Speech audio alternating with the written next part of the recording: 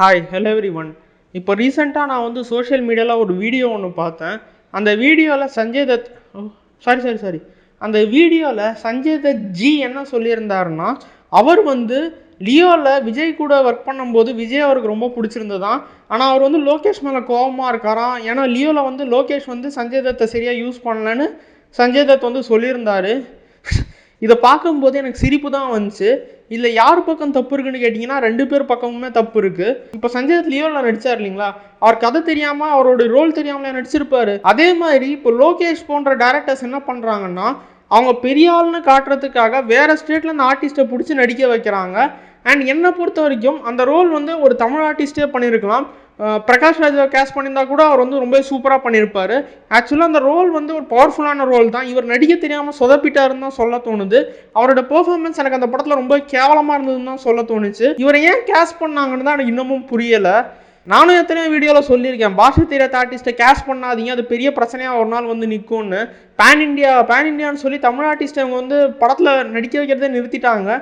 வெறும் ஹீரோ மட்டும்தான் இப்போலாம் வந்து அவருடைய ஓன் வாய்ஸில் டப்பிங் பண்ணுறாரு. மற்ற ஆர்டிஸ்ட் எல்லாருக்குமே டப்பிங் தான் வைக்கிறாங்க. இப்போ சஞ்சய் சொன்னார் இல்லையா, அவருக்கு வந்து அவருடைய ரோல் பிடிக்கலன்னு.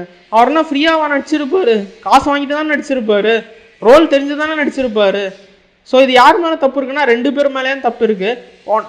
இன்னும் நிறைய ஆர்டிஸ்ட் இவங்க கூப்பிட்டுட்டு தான் இருப்பாங்க, எப்படி இருந்தாலும் பெரிய படம் பண்ணுறேன்னு. இப்போ பாருங்கள், அமீர் கான் கூலியில் நடிக்கிறாரு. அதுக்கப்புறம் வேற யாரும் பாபி தியோல் வந்து ஜனநாயகத்தில் நடிக்கிறாரு. இது எல்லாத்தையும் விட டேரக்டர்ஸ் வந்து ஆடியோ லான்ச்சில் ரொம்ப சூப்பராக நடிப்பாங்க. இப்போலாம் ஸ்கிரிப்ட் எழுதுறதுக்கு முக்கியத்துவம் கொடுக்குறாங்களோ இல்லையோ, ஆடியோ லான்ச் ஸ்பீச்சுக்கு எல்லாருமே முக்கியத்துவம் கொடுக்குறாங்க. விஜய் அவர்கள் வந்து லியோ ஆடியோ லான்ச்சில் சொல்லியிருந்தாரு, சஞ்சய் தத் வந்து ஒரு இன்ஸ்பிரேஷனாக எடுக்கக்கூடிய ஒரு நபர்னு. அவ்வளோ பெருசாக ஒன்றும் அவர் நடித்த மாதிரி எனக்கு தெரில. ஸோ நம்ம ஊர் ஹீரோஸ் வந்து எந்த ரோல் கொடுத்தாலுமே அதை சூப்பராக எடுத்து நடிப்பாங்க. நார்த் இந்தியன் ஆர்டிஸ்ட் பாதி பேர் என்ன பண்ணுவாங்கன்னா, எல்லா படத்துலையும் ஒரே மாடுலேஷன் ஒரே பாடி லாங்குவேஜ் தான் அவங்க வந்து பெர்ஃபார்ம் பண்ணுவாங்க. இன்னும் அட்லி போன்ற டேரக்டர்ஸ்லாம் என்ன பண்ணுறாங்கன்னு பார்த்தீங்கன்னா, தமிழ் படம் பண்ணும்போது ஹிந்தி ஆர்டிஸ்ட்டை கூப்பிட்டு வருவாங்க, ஹிந்தி படம் பண்ணும்போது தமிழ் ஆர்டிஸ்ட்டை கூப்பிட்டு போவாங்க. என்ன ஒரு புத்திசாலித்தனம் பார்த்தீங்களா ஃப்ரெண்ட்ஸ்? ஸோ நான் என்ன சொல்கிறேன்னா, இந்த ஆர்டிஸ்ட்டுக்கும் ஆன்போர்டுக்கும் முக்கியத்துவத்தை கொடுக்கறத நிறுத்திட்டு கொஞ்சம் கதை எழுதுங்க. இவங்கெல்லாம் மோசமாக படத்தை பண்ணிட்டு கடைசியில் ரிவ்யூவர்ஸ்னால தான் படம் ஓடலான்றாங்க. நாங்கள் என்னங்க பண்ணோம்? எனக்கு சத்தியமாக புரியல. நீங்கள் ஒழுங்காக உழைச்சி ஒழுங்காக கதை எழுதி ஒழுங்காக கேஸ்டிங் பண்ணால் படம் ஓடும், பப்ளிசிட்டியே இல்லாட்டி கூட ஓடும். இவ்வளோ தான் நான் சொல்ல நினைக்கிறது.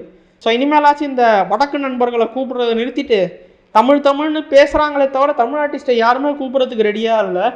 ஸோ தமிழ்னு பேசினா மட்டும் பார்த்தாது, கொஞ்சம் தமிழ் ஆர்டிஸ்டே படத்தில் கேஸ்ட் பண்ணிங்கன்னா உங்கள் படம் நல்லாவே வரும். சரிங்களா? ஓகேவா? இந்த இஷ்யூவை பற்றி நீங்கள் என்ன நினைக்கிறீங்கன்றத உங்களோட ஃபீட்பேக்கில் கீழே கமெண்ட் செக்ஷனில் கமெண்ட் பண்ணுங்கள். அண்ட் இந்த வீடியோ உங்களுக்கு பிடிச்சிருந்தா மறக்காம லைக், ஷேர், சப்ஸ்கிரைப் பண்ணுங்கள். Thank you, bye bye.